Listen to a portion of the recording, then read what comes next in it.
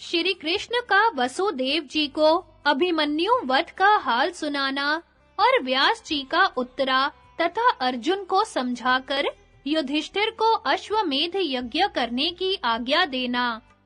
वैशंपायन जी कहते हैं, जन्मेजय पिता के सामने महाभारत युद्ध का वृत्तांत सुनाते समय महाबुद्धिमान श्री कृष्ण ने अभिमन्यु वध के प्रसंग को जानबूझकर छोड़ दिया। उन्होंने सोचा, पिताजी अपने नाती की मृत्यु का महान अमंगलजनक समाचार सुनकर कहीं दुख शोक में डूब न जाएं, इसी से वह प्रसंग नहीं सुनाया। किंतु सुभद्रा ने जब देखा कि मेरे पुत्र के निधन का समाचार इन्होंने नहीं बताया, तो उसने याद दिलाते हुए कहा, भैया मेरे अभिमन्यु के वध की बात भी तो बता दो। इतना कहकर वह मूर्छित हो जमीन पर गिर पड़ी। अपने नाती अभिमन्यु के मरने का समाचार जानकर वसुदेव जी भी शोक से व्याकुल हो उठे।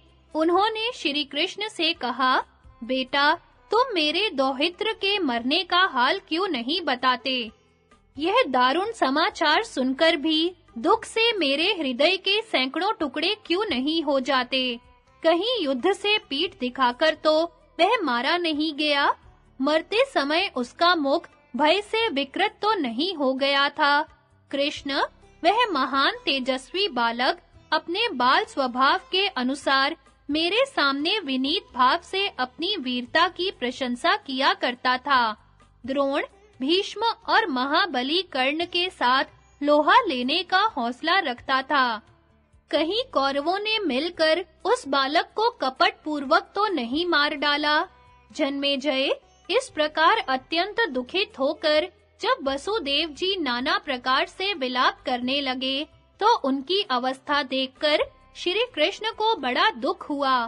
वे सांत्वना देते हुए कहने लगे, पिताजी, अभिमन्यु ने संग्राम में आगे रहकर लोहा लिया और युद्ध में उसने कभी पीठ नहीं दिखाई। लाखों राजाओं के समूह को मौत के घाट उतारकर वह द्रोण और कर्ण का सामना करने लगा। उन दोनों से लड़ते-लड़ते जब बहुत थक गया, तब दुशासन के पुत्र ने उस पर विजय पाई। वह अकेला ही व्यूह में लड़ रहा था। वज्रधारी इंद्र भी उसको मार नहीं सकते थे, किंतु वहां तो बात ही दूसरी हो गई।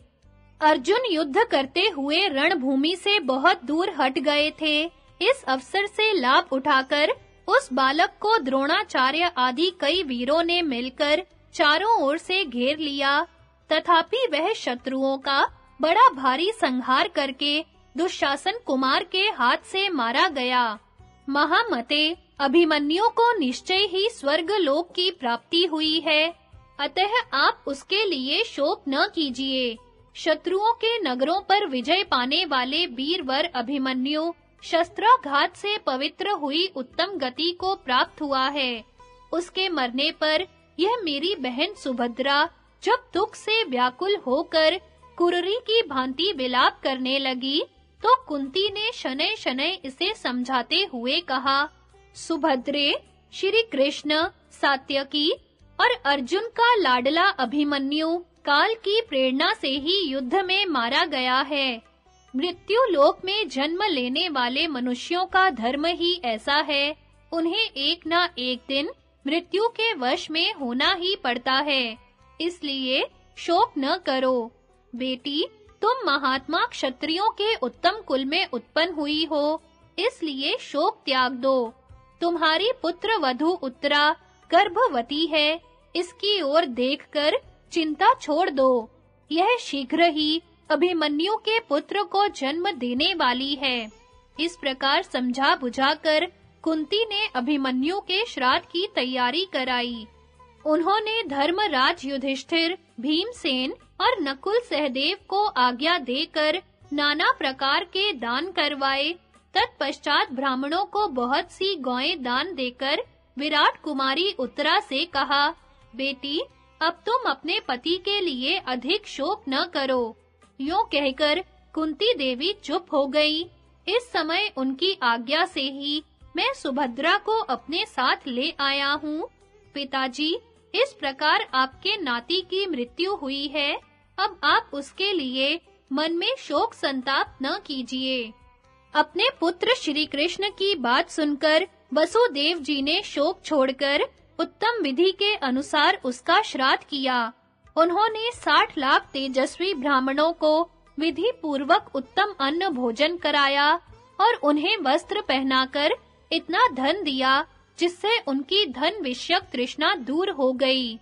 उधर हस्तिनापुर में विराट कुमारी उत्तरा ने पति वियोग के दुख से पीड़ित होकर बहुत दिनों तक खाना पीना छोड़ दिया।